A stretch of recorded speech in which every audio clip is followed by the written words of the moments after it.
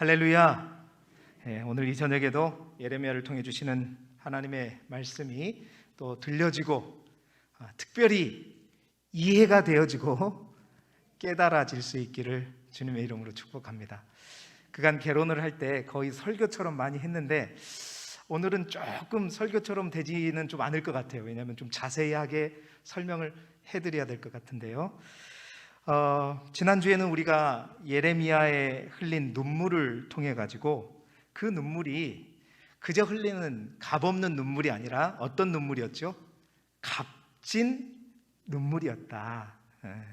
그래서 그 값진 눈물이었는가, 왜 값진 눈물이었는가를 말씀을 통해 살펴보면서 그 눈물을 중심으로 예레미야의 전체 내용을 한번 아울러 보았습니다. 오늘은 이제 조금 더 실제적으로 자세히 이제 예레미야의 구조가 어떻게 되고 그 구조 속에서 어떠한 메시지가 있고 그 예레미야의 가장 핵심 메시지가 무엇인가, 그것을 여러분 함께 나누게 될 텐데, 제가 새벽에도 말씀드렸지만 이 예레미야를 우리가 혼자 읽게 되면요, 이 예언서를 이제 제대로 말씀 대행진과 함께 따라오신 분들은 예언서가 별로 어렵지 않네, 이런 생각을 혹 들었으면 좋겠습니다. 근데 혼자 읽으면요 솔직히 굉장히 어려워요. 특히 예레미야는 읽어보면 정말 쉽지 않은 예언서 중에 하나, 분량도 많지, 내용도 완전히 읽다 보면 이게 뭐가 핵심인지를 잘 몰라요. 그리고 막 내용이 두서없이 막 펼쳐져 있기 때문에 내용은 많은데 그냥 읽으면 알 것 같은데 전체적으로 뭔 말을 하는지도 잘 모르겠고, 이게 이제 예언서의 특징입니다. 특히 대예언서들은 많이 그래요. 그래서 이사야도 굉장히 중요하다고 말씀드렸고, 예레미야도 굉장히 중요하고, 에스겔도 굉장히 중요한데 그 메시지의 핵심은 동일합니다. 오늘 그것들을 같이 얘기하면서 이 예레미야의 이제 예레미야를 우리가 읽기 싫도록, 사실 예레미야가 요시아 때부터 멸망할 때까지 근 40년이 넘도록 예언을 했기 때문에 이 예레미야의 배경 지식을 알게 되면 유다가 멸망되는 마지막 그 40-50년의 기간에 있는 모든 배경들이 쏙 들어와요. 그러면 그 시기에 쓰여진 수많은 예언서들과 또 역사서가 다 내용이 이해가 되거든요. 그래서 오늘은 제가 몇 번을 얘기를 했기 때문에 그 얘기를 했으니까 이제 화면에 띄우면서 그걸 좀 자세히 정리하는 마음으로 한번 얘기를 할 거예요. 그래서 혹 여러분들이 이제 나중에 다시 혼자 이 예언서를 읽게 될 때 꼭 유튜브 같은 데서 요거를 다시 한번 찾아보시고 읽으면 정말 도움이 될 수 있도록 하면 좋을 것 같습니다. 그래서 먼저 예레미야의 구조를 알아보기 전에 그 예레미야의 역사적, 정치적, 사회적 배경을 설명하기 위해서는 이제 나라의 안의 내용은 제가 새벽을 통해서 많이 얘기했지만 대외적인 어떤 상황들 이미 말씀을 한두 번 드린 적이 있어요. 이제 제가 화면을 띄워가면서 계속 화면을 띄워주시면 제가 그 내용들을 차근차근 설명해 가도록 하겠습니다. 필요하신 분들은 찍으셔도 좋고 기록하셔도 좋은데, 자, 주전, 그러니까 BC죠. 주전 900년부터 600년대, 정확하게 말하면 612년이죠. 이때에는 사실은 고대 근동은 완전히 아수르의 세계였습니다. 그러니까 아수르가 막강한 힘과 권력을 자랑할 때가 바로 주전 900년부터 600년대 초반까지예요. 자, 그 가운데 우리가 잘 아는 주전 722년에 그 힘이 센 아수르에 의해서 누가 먼저 멸망하죠? 남유다가 아니라 북이스라엘이 멸망하게 됩니다. 자, 그 당시에 남유다, 이제 그렇게 해서 멸망하고 나서 그렇게 강했던 아수르가 주전 631년에, 그러니까 아수르가 가장 절정에 있었던 아수르 바니팔 왕 때 그 왕이 갑자기 죽음을 당해요. 그 죽음을 당하면서 그렇게 힘을 자랑하던 아수르 제국이 흔들리기 시작해요. 이제 그 아수르 바니팔이 죽게 되면서 내란이 일어나고 왕자의 자리 다툼이 일어나면서 이제 아수르가 굉장히 흔들리기 시작합니다.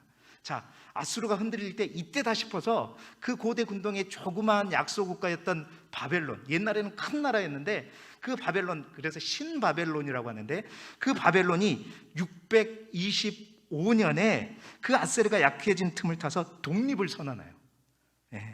그때 바벨론의 왕이 나보폴라살 왕이었습니다.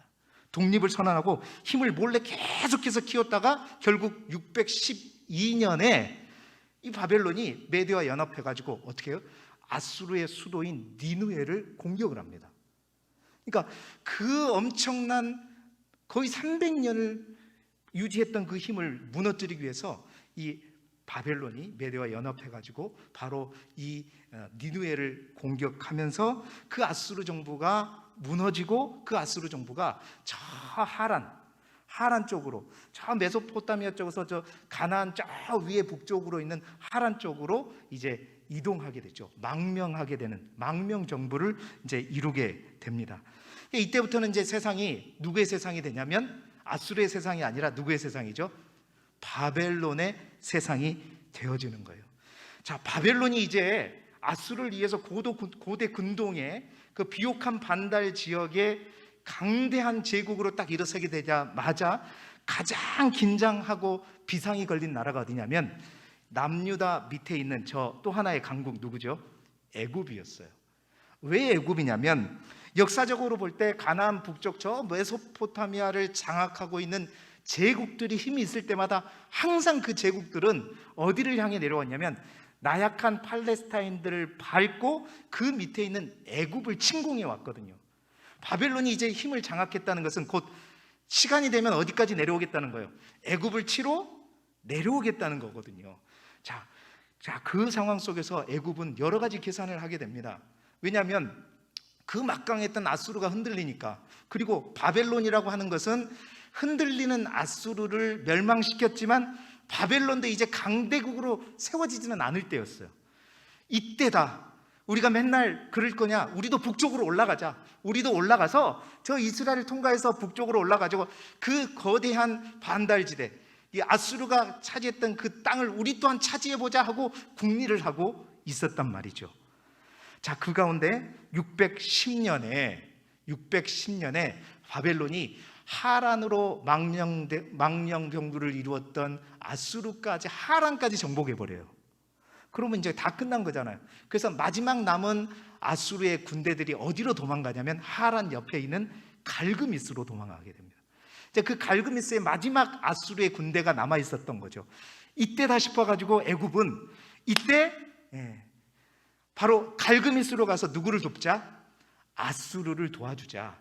명목만 아수르를 돕는 것 뿐이지 그 아수르를 도우러 가가지고 그 아수르와 함께 해가지고 누구? 바벨론을 무력화시키고 아수르는 아수대로 무력화시키면서 그렇게 해서 애굽이 전체 이 고대 군동의 패권을 장악해보려는 그 야심을 가지고 올라갑니다. 그런데 그 올라가는 것은 그 뜻은 이제 아수르를 멸망시키려고 하는 하나님의 뜻이 있었어요. 근데 그렇게 가서 올라가려고 하려면 반드시 거쳐야 하는 것이 바로 이스라엘 땅이었어요. 그 이스라엘 땅의 무깃도라고 하는 협곡을 통과해서 그 길로 저 갈그미스로 올라가야 되는데 그 당시 남유다를 다스리고 있던 왕이 누구였냐면 640년부터 왕이 오른 누구예요? 요시야 왕이었습니다. 우리가 아듯이 요시야 왕은 가장 정직하고 하나님 보시기에 합당한 왕이었잖아요. 안팎으로 아수르가 힘이 세력이 약해질 때 요시야도 개혁을 막 이루고, 여러분 아수르가 계속 공격하면 어떻게 개혁을 이루겠어요? 요시야가 개혁을 이룰 수 있었던 것은 아수르가 그렇게 흔들리고 있었기 때문이었습니다. 개혁을 일으키면서 안팎으로 힘도 기르고 또 군사력도 기르고 그렇게 준비가 되어 있었는데 이 바로 애굽왕 바로 누구가 그 아수르를 돕기 위해서 올라갈 때 그 아수르를 막아선 사람이 누구였어요? 바로 요시야 왕이 막아서거든요. 그때 왜 막아서는가 나훔 선지자 얘기하면서 제가 또 몇 번 말씀을 드렸잖아요. 그래서 그 무깃도에서 요시야가 바로 누구가 올라가는 것을 딱 막아서요. 그래서 바로 누구가 애굽왕 바로 누구가 뭐라고 얘기냐면 내가 여기로 올라가는 것이 하나님의 뜻이다. 하나님이 나에게 말씀하셨다 얘기하면서 물러서라. 난 너희하고 싸우려고 하는 것이 아니다 라고 했는데 끝까지 물러서지 않으면서 누가 죽어요? 요시야 왕이 죽게 됩니다. 여러분 요시야 왕은 무너져가는 유다의 마지막 소망이었어요. 그 요시야 왕이 뭔가 무너져가는 낭떠러지로 떨어져가는 남유다를 다시 한번 회복시킬 수 있는 그 소망의 빛이었는데 허무하게 어떤 군사에 누군지도 몰라요. 군사의 활에 맞아 죽어버리게 되죠. 그때 예레미야도 참 많이 울었다고 성경은 기록하고 있는데 그렇게 해서 요시야가 609년에 갈그미스로 올라가는 애굽왕 바로 누구를 막다가 그 전투에서 전사하게 되어버립니다. 자, 그렇게 요시아가 갑자기 죽으니까 유다는 완전히 혼란에 빠지게 되어버리죠. 자, 그 요시아에게 아들들이 여럿 있었는데 성경에 이제 보여주고 있는 아들들은 3명의 아들이에요. 첫 번째는 엘리야김. 그 엘리야김을 우리가 여호야김이라고도 부르죠. 두 번째로는 살룸. 그 살룸은 여호와 하스라고 하는 이름이에요. 또 세 번째는 마띠아. 그 마띠아가 바로 시드기야죠. 이제 이 아들들이 요시아의 아들들이 있었는데 그 609년에 요시아가 죽자 이 살룸이라고 하는 첫째 아들은 분명 아니었어요. 뭐 어떤 사람은 넷째 아들이다, 둘째 아들이다 이렇게 얘기하는데 그 살룸, 여호와 아스를 왕으로 삼았습니다. 자, 요아하스가 살룸이 요시아를 대신해서 왕으로 딱 올랐는데, 다 보세요. 자기 아버지를 누가 죽였죠? 애굽왕 바로 누구가 죽였잖아요. 자기가 왕이 되니까 그 애굽에 대한 마음이 어떻겠어요? 좋겠습니까? 안 좋겠죠. 그래서 애굽을 엄청나게 싫어하는 거예요. 자, 요시아를 죽이고 갈그미스로 갔지만 그 갈그미스 제대로 싸워보지 못하고 결국 철수를 하면서 내려오면서 여호아하스가 왕으로 세워졌는데 자기 애굽을 굉장히 싫어하다는 얘기를 듣고 이 애굽이 어떻게 하냐면 여호아하스를 데리고 애굽으로 가서 데리고 와서 죽여버려요. 여호아스가 죽자마자 이제 그 다음으로 이제 애굽은 여호아스 대신 우리의 말대로 꼭두가시처럼 행동할 수 있는 왕을 세우자. 그래가지고 여호아스가 아니라 요아스의 또 둘째 아들인 여호야김을 왕으로 세웁니다. 왕으로 세운 이유는 이제 여호야김을 조정하기 위해서였죠. 그래서 여호야김에게 조공을 바쳐라. 우리에게 세금을 내라. 여호야김은 항상 백성들에게 세금을 걷어가지고 돈을 걷어가지고 바로 애굽에게 조공을 바치면서 그렇게 살았단 말이에요. 그러다가 605년에 이제 갈그미에서 다시 한 번 또 전투가 벌어집니다. 그 전투에는 이제 뭐 요시아가 없었기 때문에 바로 올라가서 싸웠어요. 바벨론과 이제 애굽과 완전히 일대의 격돌을 하게 되죠. 근데 그 싸움에서 누가 이기느냐? 누가 이겼을까요? 누가 있을까요? 바벨론이 이깁니다. 그래서 그때 갈그메스 전투에서 바벨론이 애굽까지 완전히 이겨버림으로써 이제 바벨론이 명실공히 고대 군대가 완전 패권 국가가 돼버린 거예요. 바벨론 힘이 옛날 아수르처럼 막강해지기 시작하죠. 애굽을 이미 이겼기 때문에 자동적으로 어떻게 내려와요. 내려와가지고 또 이스라엘을 딱 거쳐가다 보니까 어떤 왕이 있어요. 여호야김이 있잖아요. 근데 여호야김은 지금까지 누구에게 조공을 바쳤죠? 애굽에게 조공을 바쳤었잖아요. 근데 바벨론이 딱 힘을 강대해져서 내려오니까 바로 어떻게 해야 돼? 애굽은 깨갱하고 이제 막 힘을 잃어버렸으니까 또 바벨론한테 어서 오십시오 하면서 바벨론에게 또 조공을 바치면서 바벨론의 꼭두각시가 됩니다. 여호야김이 그래요.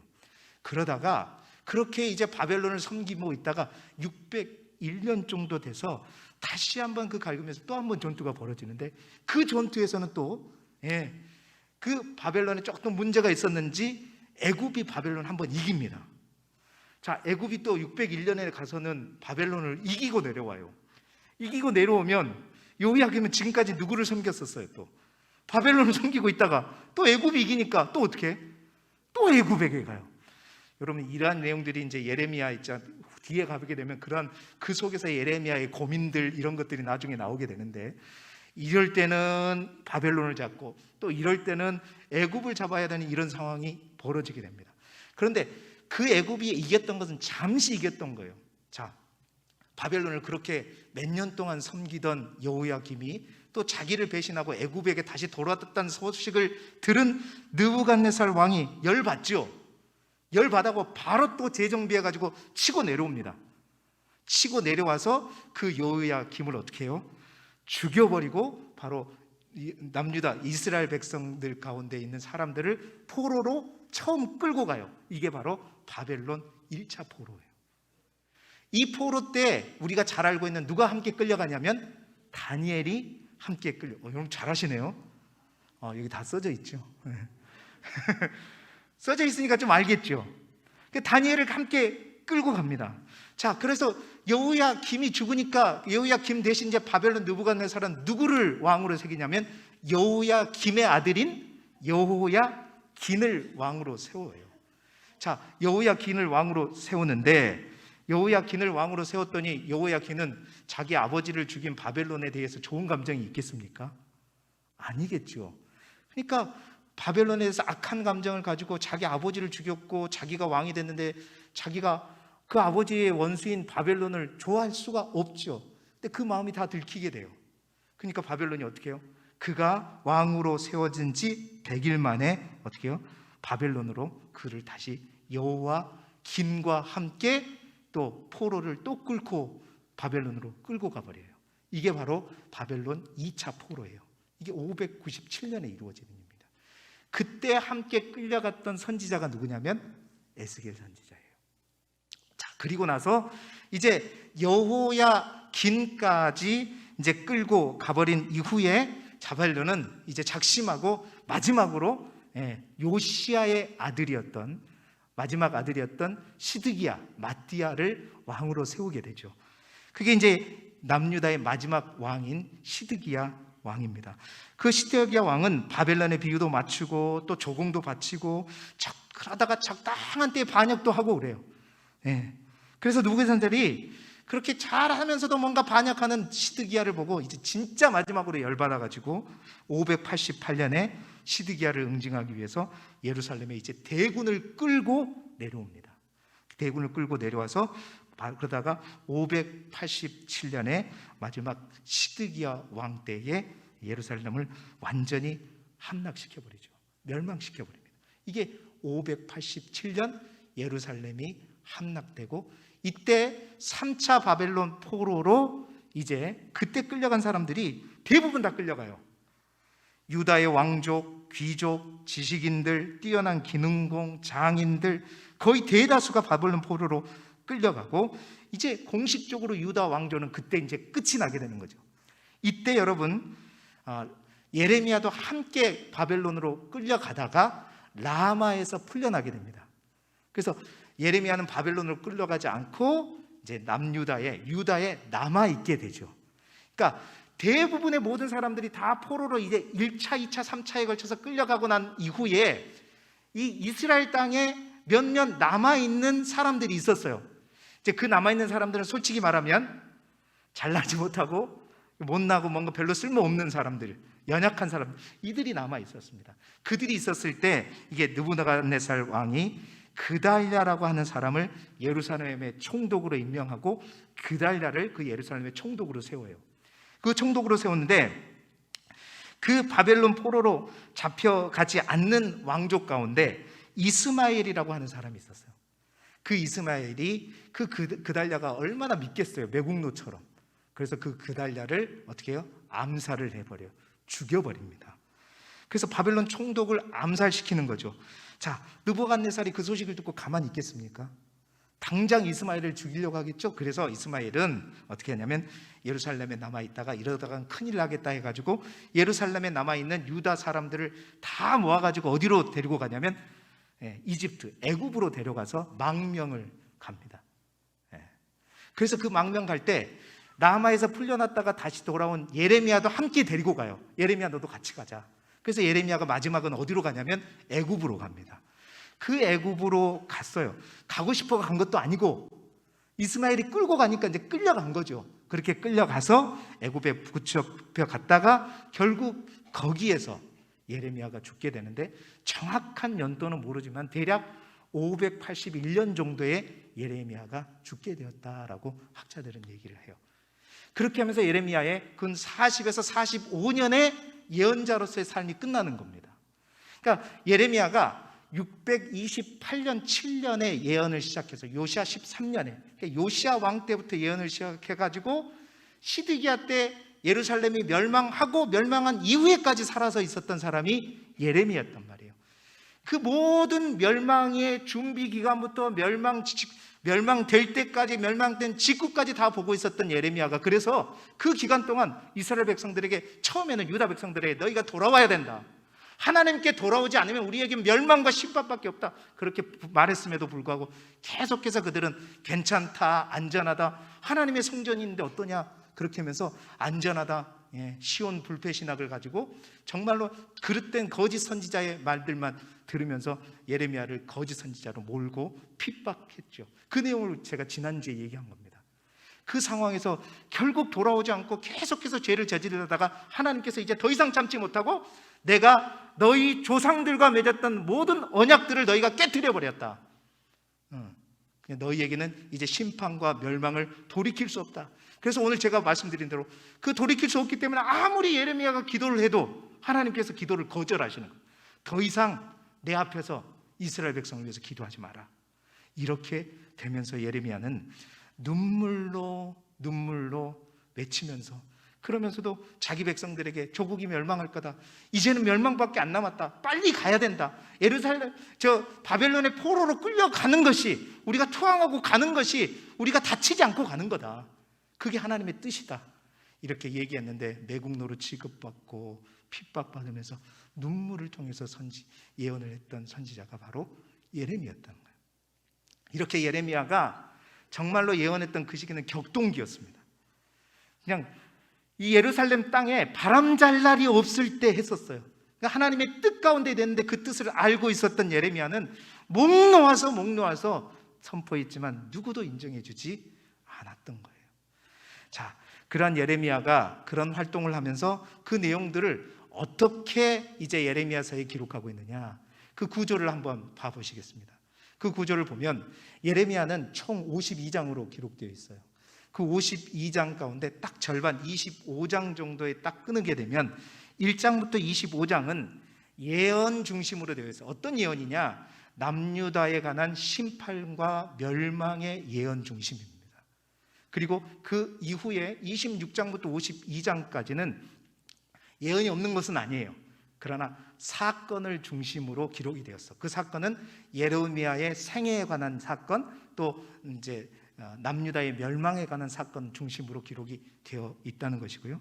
그 26장부터 52장까지 내용 보기 전에 1장부터 25장까지는 대표적인 내용이 예레미야 1장에 있는 예레미야가 하나님께 소명을 받는 장면으로부터 이제 남유다의 심판과 그 심판을 왜 받게 되었는가, 언약을 파기하는 예레미야 11장에 있는 9절에 있는 내용들을 언급하면서 남유다의 심판과 멸망의 메시지가 1장부터 25장까지 나와 있고, 자, 26장부터 52장 가운데 26장부터 45장까지는 뭐냐? 예레미야의 생애에 관한 내용이 나와 있어요. 그러니까 1장부터 25장까지는 정확하게 이게 역사적으로 시기를 우리가 정확하게 말할 수가 없어요. 유추할 수는 있지만 어느 시기다라고 기록되어 있지 않아요. 그러나 26장부터 45장까지는 예레미야의 자전적인, 그러니까 자기의 어떤 개인적인 생애의 일기장처럼 자기의 일들을 기록하고 있는데, 거기에는 어느 때 연대를 우리가 확인 가능한다는 거죠.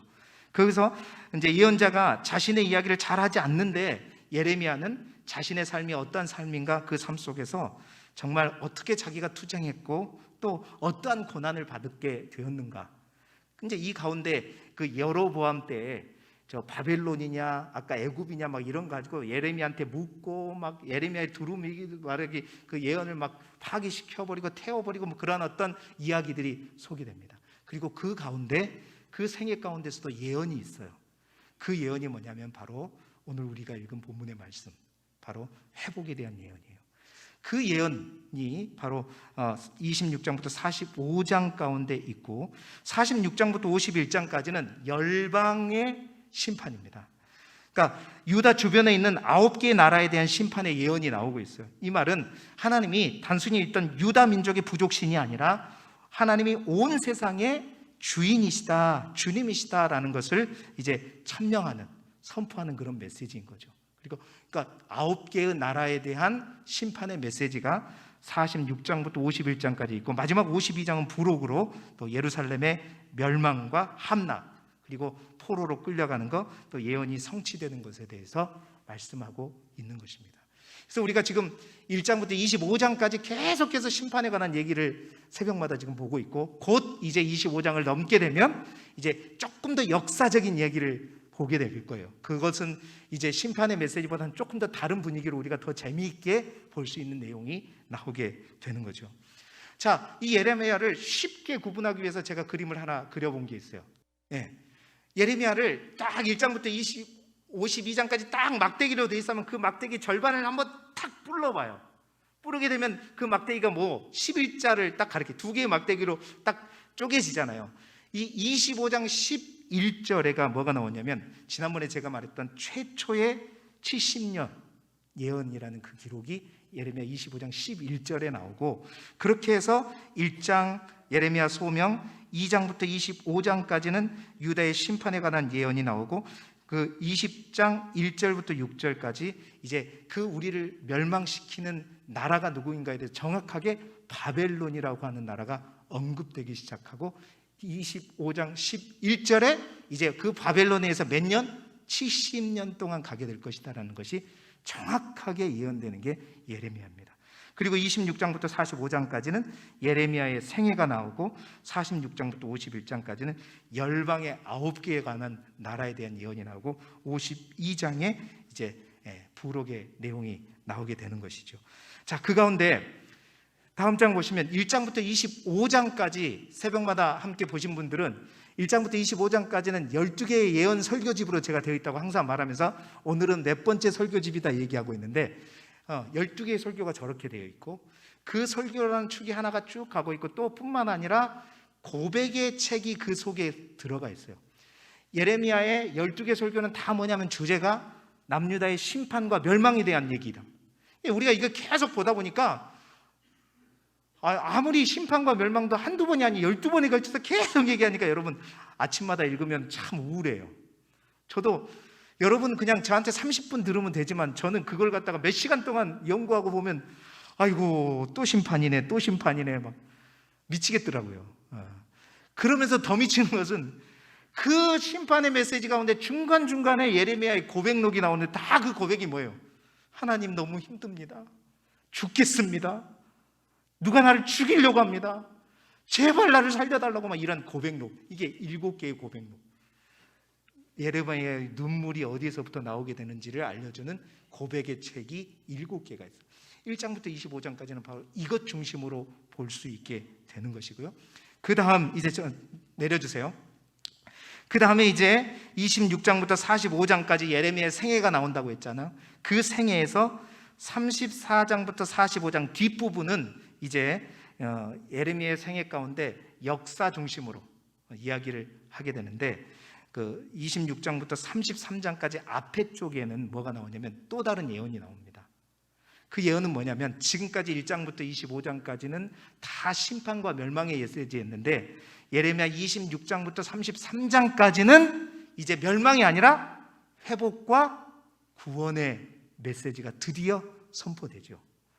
그 회복과 구원의 메시지의 절정에 뭐가 있느냐? 26장부터 33장까지 절정 가운데 오늘 우리가 읽은 본문의 말씀이 있는 거예요. 그게 뭐냐? 바로 새 언약의 말씀입니다. 여러분, 예레미야의 가장 중요한 핵심 메시지가 뭐냐? 오늘 제가 여러분과 나누고자 하는 것이 바로 이건데, 새 언약입니다. 지난번에 제가 잠깐 예레미야 첫 번째 요엘할 때 잠깐 언급하고 말았지만, 우리가 예레미야를 읽으면서 다른 건 다 몰라도 되는데 꼭 하나 알아야 되는 게, 예레미야는 새 언약을 선포한 선지자라는 사실이에요.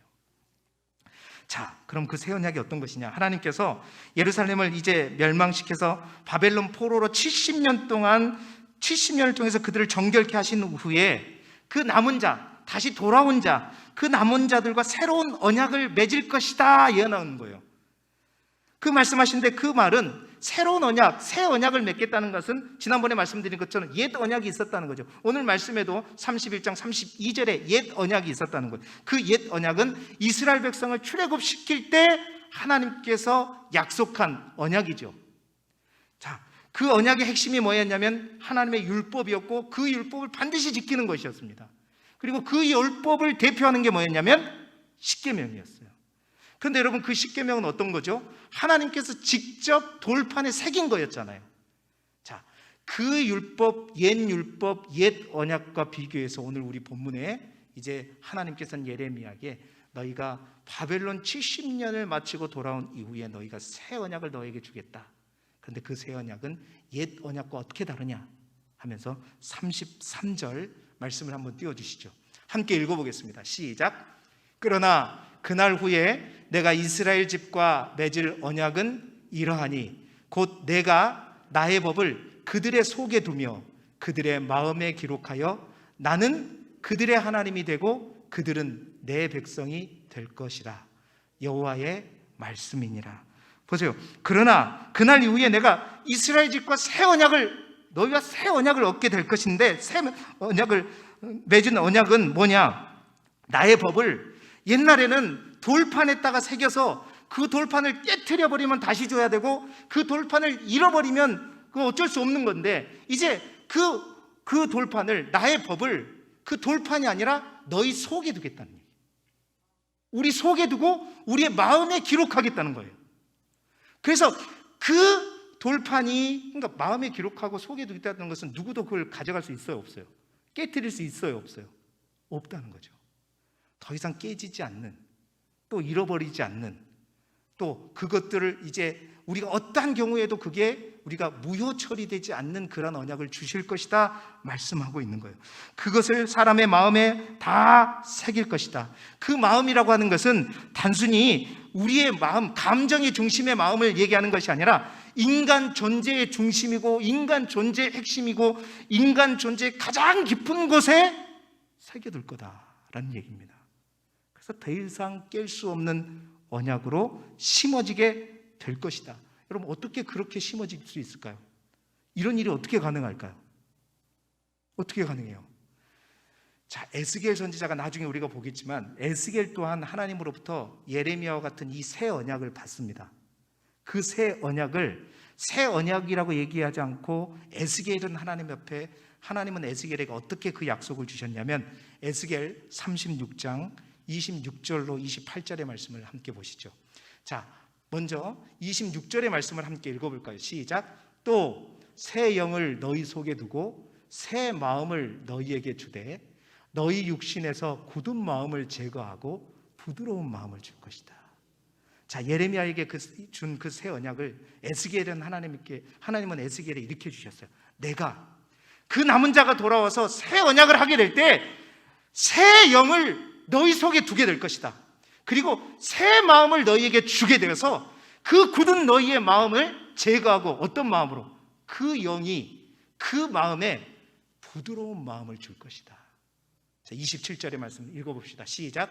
또 내 영을 너희 속에 두어 너희로 내 율례를 행하게 하리니 너희가 내 규례를 지켜 행할지라. 내 영을 너희 속에 두어서 그 영으로 말미암아 내가 내 율례와 내 법을 다 지켜 행하도록 하겠다. 그래서 어떻게 28절에 너희는 내 백성이 되고 나는 너희의 하나님이 되게 할 것이다. 다시 말해서 성령을 통해서, 하나님의 영을 통해서, 여러분, 우리의 마음판에 어떻게 기록할 수 있어요? 우리가 돌판을 우리가 씹어서 넣으면 됩니까? 아니요. 하나님의 영을 우리에게 주셔서 그 새 영이 우리의 마음의 밭을 싹 부드러운 마음으로 딱 해가지고 그 마음의 밭에 하나님의 영이 하나님의 법을 심어줌으로 말미암아 그것들이 우리의 마음판에 새겨지게 되고 그것으로 인해서 새로운 언약을 맺게 될 것이다. 그래서 그 새로운 언약을 받게 된 사람들은 어떻게 될 거냐? 예레미야 31장 오늘 읽었던 34절의 말씀 읽어보시죠. 시작. 그들이 다시는 각기 이웃과 형제를 가르쳐 이르기를 너는 여호와를 알라 하지 아니하리니 이는 작은 자로부터 큰 자까지 다 나를 알기 때문이라. 내가 그들의 악행을 사하고 다시는 그 죄를 기억하지 아니하리라. 여호와의 말씀이니라. 하나님의 성령이 우리 안에 들어와서 그 영으로 하나님의 법이 우리의 마음판에 새겨진 자들을 향해서 하나님께서 뭐라고 얘기하냐면 그들이 큰 자가 됐든 작은 자가 됐든 어떤 자가 됐든 하나님의 성령이 우리 안에 들어와서 마음판에 새겨진 자들은, 그 새 언약을 받은 자들은 그들의 악행을 하나님이 다 사하시고 다시는 그 죄를 어떻게 해요? 기억하지 아니하리라. 모든 죄가 어떻게 해요? 사함을 받게 됐다. 용서함을 받게 되겠다. 그 언약이 어떤 언약이에요? 새 언약이다. 자, 그렇다면 여러분, 그 새 언약이 성취가 어떻게 되었는가? 이게 중요해요. 어떻게 성취가 되었어요? 자, 공관복음에 보면 이제 최후의 만찬 기사가 나오는데, 마가복음 14장에 보면 예수님이 잡히시기 전에 최후의 만찬 속에서 잔을 가지사 기도하시며 마시면서 말씀하십니다. 마가복음 14장 24절의 말씀을 함께 읽어보시죠. 시작. 이르시되 이 많은 사람을 위하여 흘리는 나의 피 곧 언약의 피니라. 여러분, 이 말씀이 굉장히 중요한 말씀이에요. 이 언약의 피라는 말은 어디에 나오냐면 출애굽기 4장 24장 8절에 나오는 말씀인데, 우리가 다시 한번 기억해 보죠. 그 옛 언약 때 어떻게 했냐면, 하나님께서 모세를 시내 산에서 불러가지고 이제 내가 내 명령과 내 계명을 잘 지키면 내가 모든 세상이 나의 것인데, 내가 너희로 하여금 내 백성, 내 소유가 되고 내 백성이 되고 제사장의 나라가 되도록 할 것이다. 출애굽기 19장 5절 6절에 말씀하시고, 출애굽기 20장 10계명으로부터 21장 22장 23장까지 그 율법, 너희들이 지켜야 될 그 율법을 싹 얘기하신 다음에 출애굽기 24장 7절 8절에 보게 되면 하나님께서 모세가 언약서를 가져다가 백성들에게 다 그 출애굽기 20장부터 23장까지 싹 다 읽어요. 딱 읽으니까 백성들이 뭐라고 얘기하냐면, 예, 우리가 그렇게 따르겠습니다 딱 하잖아요. 그러니까 그때 하나님께서 이제 출애굽기 24장 8절에 어떻게 하시냐면, 한번 읽어보시죠. 시작. 모세가 그 피를 가지고 백성에게 뿌리며 이르되 이는 여호와께서 이 모든 말씀에 대하여 너희와 세우신 언약의 피다. 여러분, 이 말이 뭔 말이에요? 피 뿌림. 그러니까 피를 가지고, 자, 하나님의 너희들이 지켜 행해야 될 말씀을 쫙 읽어줘, 낭독해 주니까, 예, 우리가 그 말을 지키겠습니다. 그래? 그러면 계약서 도장 찍자 해가지고, 그 도장이 무슨 도장이에요? 피도장이에요. 피도장. 송아지의 피를 잡아가지고, 그 송아지를 잡아서 그 피를 쫙 뿌리면서 딱 그 피를 흘리면서 그 도장을 딱 찍은, 이게 피의 언약식이라고 얘기하죠. 그 도장을 딱 찍으면서 이 피는 어떤 피예요? 그냥 피가 아니라 약속의 피요, 언약의 피다. 그러니까 이 약속이 이제부터 나와 너 사이에 누가 깨지 않는 한은 쭉 가게 될 것이다 해서 그 피가 바로 언약의 피단 말이에요. 그런데 이 언약의 피에 관한 내용을 아까 우리가 봤던 마가복음 24장 24절에 예수님께서 뭐예요? 잔을 들고 축사하시면서 이 포도주가 바로 내가 죽을 때, 예수님이 죽으실 때 흘릴 피를 의미하면서 내 피다 그러면서, 이것은 어떤 피다? 언약의 피다 얘기해요. 그 언약의 피는 그 출애굽기 24장 8절에 있는 옛 언약의 피가 아니라, 이 언약은 어떤 언약? 앞에 뭐가 빠져 있냐면 새자가 빠져 있어요. 새 언약의 피다라는 거예요. 다시 말해서 예수님께서 예레미야 31장부터 31장 31절부터 오늘 34절까지 말씀하신 그 언약에 대한 도장, 성취, 그것을 예수 그리스도가 십자가에 못 박히셔서 피를 딱 흘림으로 말미암아 그 약속이 어떻게 해요? 언약의 피로 도장이 딱 찍어져 버린 거예요. 할렐루야. 자, 그 약속이 도장이 찍어졌단 말은 그거예요. 이제 우리에게도, 그러니까 그 약속의 도장이 딱 찍어지게 되면 성령께서 우리 안에 들어오셔서 그 성령께서 우리를 주장하심으로 말미암아 더 이상 우리의 죄를 기억하지 않고 우리의 죄를 다 사해 주시고 용서, 큰 자부터 작은 자부터 큰 자까지. 자, 그런데 그 약속, 그 성령이 어떻게 우리 안에 들어오시게 되는가? 여러분, 로마서 3장 21절의 말씀을 함께 먼저 읽겠습니다. 시작. 이제는 율법 외에 하나님의 한 의가 나타났으니 율법과 선지자들에게 증거를 받은 것이다. 자, 보세요. 이제는 율법 외에, 옛 언약의 그 기준이 되었던 율법 외에 하나님의 한 의가 나타났다는 거예요. 그 하나님의 한 의는 누구예요? 예수 그리스도예요. 그 의가 나타났으니 이것은 율법과 선지자들에게 증거를 받은 것이다. 그 선지자가 누구예요? 예레미야고 이사야고 또한 에스겔이다. 그들에게 증거를 받은 것이다. 자, 그리고 22절의 말씀 읽어보시죠. 시작. 곧 예수 그리스도를 믿음으로 말미암아 모든 믿는 자에게 미치는 하나님의 의인이 차별이 없느니라. 아멘. 자, 그 새 언약이 어떻게 우리 가운데 진행이 되고 수행이 되는가? 바로 옛날에는 율법을 우리가 행하고 지킴으로써 가능했는데 어떻게 이제는 예수 그리스도를 믿음으로 말미암아 모든 믿는 자에게 미치는 하나님의 의다. 새 언약의 결정체 되시는 예수 그리스도는 우리가 율법을 지켜서가 아니라 주님이 하신 그 피들, 그 하신 역사 십자가의 죽음을 우리가 믿음으로 말미암아 그 믿을 때에 누가? 에스겔을 통해서 약속하신 새 영, 하나님의 영이 우리 안에 들어오시고 그 영이 들어오셔서 우리의 마음판에 그 새 언약의 법들을 써주시고 그래서 그 언약이 우리 마음속에 기록됨으로 말미암아 더 이상 우리는 하나님께서 우리를 바라보실 때 그 작은 자부터 큰 자까지 우리의 죄를 다 용서하시고 우리의 죄를 기억하지 아니하겠다. 여러분, 이 예언서의 마지막 이 대언서 세 가지는 그래서 굉장히 중요합니다. 사실 이게 굉장히 복잡한 이야기거든요. 이 이야기를 그대로 신학적으로 설명하고 있는 곳이 어디냐면 히브리서 8장이에요. 히브리서는 모세오경을 모르면 이해를 못하는 게 바로 히브리서입니다. 히브리서 8장 8절부터 13절 속에 이 예레미야의 오늘 본문, 이 본문을 그대로 인용하면서 히브리서 기자가 이 구원에 대한 놀라운 역사적인 이야기들을 풀어간단 말이에요. 그 가운데 히브리서 8장 6절에 보면 이 말씀을 기억하죠. 함께 읽겠습니다. 시작. 그러나 이제 그는 더 아름다운 직분을 얻으셨으니 그는 더 좋은 약속으로 세우신 더 좋은 언약의 중보자시라. 여러분, 여기서 그는 누구입니까? 예수님이죠. 그리고 더 좋은 약속은 어떤 약속이에요? 새 언약입니다. 다시 말해서 2000년이 지나도 예수 그리스도는 동일하게 예수님은 더 좋은 약속을 이루시는 분이고 더 좋은 언약의 중보자이시고 더 좋은 일을 행하시는 분이시라는 겁니다. 그래서 오늘 제가 새 언약으로 제목을 잡지 않고 더 좋은 언약으로라고 하는 히브리서 기자의 용어를 사용해서 하게 된 것입니다. 그렇습니다, 여러분.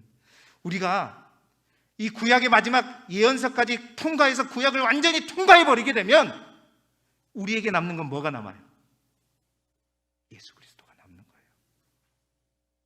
제가 창세기부터 쭉 여기까지 오면서 가능한 한 예수 그리스도의 그림자처럼 보여지는 많은 일들에 대해서 예수 그리스도에 대해서 많이 언급하지는 않았어요. 그러나 결국은 구약을 제대로 딱 통과하게 되면 우리의 모든 허물, 우리의 모든 의 다 무너지게 돼요. 다 깎이게 돼요. 다 내려놓게 됩니다. 그리고 오직 마음판에 새겨지는 새 언약이 우리 가운데 실현되지 않으면 우리가 하나님 앞에 설 수 없고, 그러기 위해서는 오직 예수 그리스도가 우리 안에 역사하셔야 된다. 그리고 그분은 더 좋은 일을 행하시는 분이시고 더 좋은 언약의 중보자이시고 더 좋은 약속을 행하시는 분이시고 오늘도 우리 삶을 더 좋게 이끌어 가시는 분이시고 우리를 더 좋은 천국으로 끌고 가시는 분이시고 날마다 우리 삶 가운데 더 좋은 일을 만나게 하시는 분이세요. 그분이 우리의 주님이십니다. 우리가 믿고 의지하는 예수 그리스도예요. 그 예수 그리스도를 놔두고 여러분, 저 예수 그리스도를 알지도 못해서 헤매면서 붙잡았던 그 수많은 우상을 붙잡았던 그 남유다와 북이스라엘의 그 길을 지금 하나님께서 분명히 더 좋은 약속과 중보자를 우리에게 보내주셨음에도 불구하고 여전히 우리 또한 그 예수님을 온전히 붙들지 못하고 살아가고 있다면 우리가 바보인 거예요. 우리가 바보인 거죠. 오늘도 이 한 주간도 더 좋으신 분, 더 더 좋은 일을 행하신 분이 여러분의 삶 가운데서도 더 좋게 역사하실 줄 믿습니다. 오늘 이 저녁에 그 예수님을 여러분 마음속에 단단히 붙잡고 어떤 상황 속에서도 그 예수님을 향한 끈을 놓지 말고 예수님을 붙드시고 더 좋은 일을 체험하시고 맛보시는 여러분의 삶이 되시기를 그리스도 예수 이름으로 축복합니다. 기도드리겠습니다. 더 아름다운 직분으로, 더 좋은 약속으로, 더 좋은 언약의 중보자로 우리 가운데 오신 주님, 그 주님을 더 많이 사랑하고 더 많이 기억하고 더 많이 붙들므로 더 간절하게 예배드림으로 우리의 삶이 그리스도 예수 안에서 새 언약으로 주신 모든 은혜가 넘치게 하여 주시옵소서. 이 한 주간도 더 좋으신 주님을 단 한순간도 놓치지 않고 예수 그리스도를 바라보고 붙잡고 살아가는 복된 한 주가 되게 하여 주옵소서. 예수 그리스도 이름으로 기도드리옵나이다. 아멘.